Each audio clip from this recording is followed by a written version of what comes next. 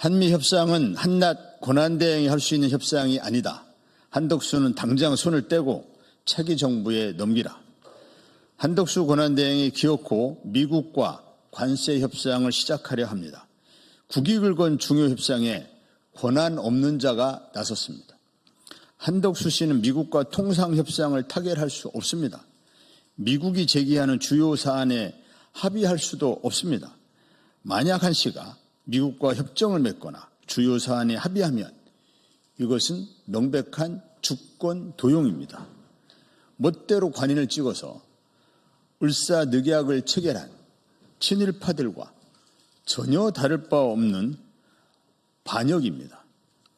미국이 동맹 혹은 우방국에 원하는 것은 미국 무역대표국이 주장해온 비관세 장벽을 없애는 겁니다.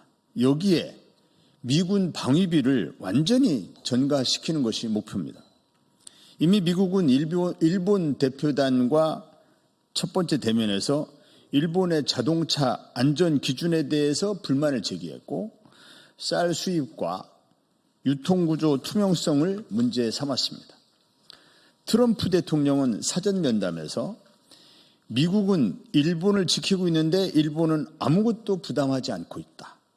대일본 무역 적자를 제로로 만들겠다 등의 말을 쏟아냈습니다. 미국이 일본에 요구한 내용이 알려지면서 한덕수 권한대행은 미국과 협상할 어떤 자격도 없다는 사실이 더욱 명확해졌습니다.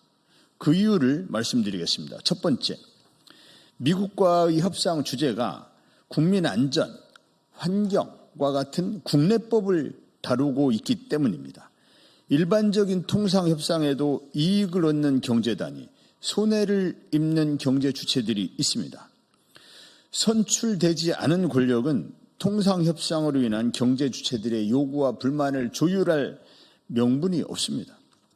일반적인 통상협상도 민주적 정당성을 가진 권력이 필요한데 이번 미국과 협상은 국민의 건강과 생명에 직접적인 영향을 미치는 내용이 포함될 수밖에 없습니다. 한낱 권한대행이 할 수 있는 협상이 아닌 겁니다. 두 번째, 미국과 협상 주제가 국내법 개정을 전제로 하기 때문입니다. 지금 대한민국에는 정부 정책을 실현할 여당이 없습니다. 국민의힘이 본인들이 여당이라 우긴다 한들 국민의힘은 단 하나의 법도 통과시킬 힘이 없습니다. 단 하나의 법 개정도 책임질 수 없는 상황에서 소위 미국이 요구하는 비관세 장벽에 대한 협상은 불가능합니다. 권한대행이 할 수 있는 협상이 아닌 겁니다. 세 번째, 한덕수 권한대행은 미국과 당당하게 협상할 수 없기 때문입니다.